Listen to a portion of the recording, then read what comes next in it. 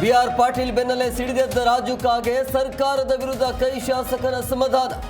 ಜಮೀರ್ ರಾಜೀನಾಮೆ ನೀಡಲಿ ಅಂದ್ರು ಬೇಳೂರು.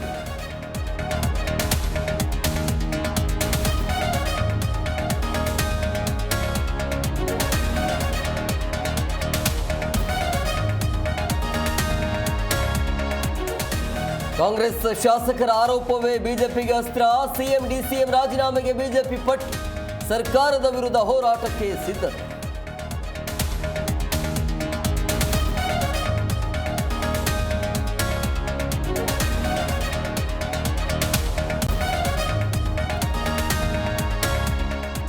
ಎರಡು ದಿನ ಸಿಎಂ ಸಿದ್ದರಾಮಯ್ಯ ದೆಹಲಿ ಠಿಕಾಣಿ. ರಾಷ್ಟ್ರಪತಿಗಳ ಭೇಟಿ, ಬಾಕಿ ಬಿಲ್ಗಳ ಅನುಮೋದನೆಗೆ ಮನವಿ.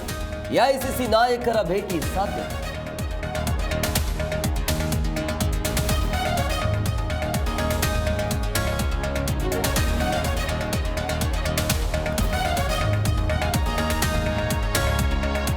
ಐಶ್ವರ್ಯ ಗೌಡ ಬಹುಕೋಟಿ ವಂಚನೆ ಪ್ರಕರಣ. ಸತತ 7 ಗಂಟೆ ಡಿಕೆ ಸುರೇಶ್ಗೆ ಇಡಿ ಡ್ರಿಲ್.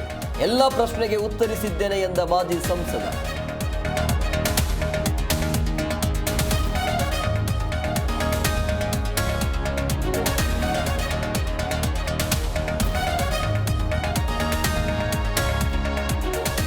ತೀವ್ರಗೊಂಡ ಇಸ್ರೇಲ್ ಇರಾನ್ ಸಂಘರ್ಷ.